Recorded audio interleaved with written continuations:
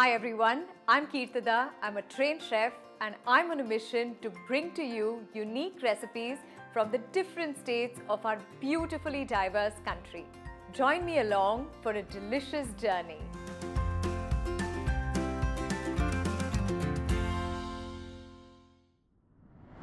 If you've grown up in India, let's just say kairi or raw mango is a core summer memory.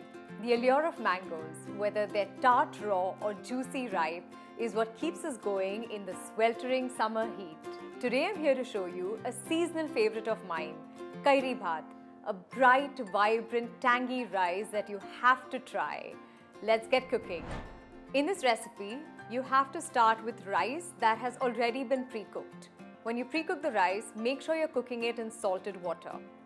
I've already pre-cooked the rice and kept it here. Now we move to this vessel to do the tadka. I'm going to start by heating up some oil. Let's begin by adding some groundnut oil. Next, we're adding in the peanuts.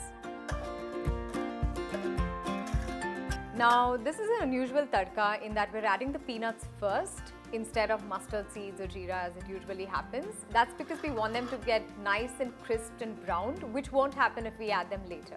Next, we add in the urad dal, followed by mustard seeds. Make sure they pop.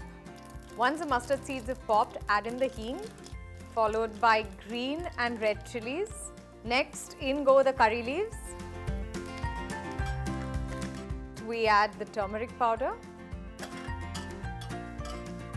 Now we add in the grated kairi. Mix that in. We don't want to cook it for too long. We just need the kairi to soften. Now I'm adding in the carrots. Adding carrots isn't traditional because, as the name suggests, it's Kairi Bhaat. All you need is rice and kairi with some spices. I like to add carrots because they add a subtle sweetness and a beautiful pop of color. It's time to add in the salt. It's time to add in the rice. So you want to be very gentle when you're mixing the rice. You don't want to break the grain up.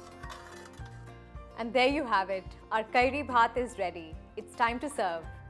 For me, a great Kairi Bhaat is an interplay of two main flavors, tangy and spicy, and two textures, soft cooked rice and crunchy peanuts. Let's see how I've done in meeting my own criteria for a great Kairi Bhaat.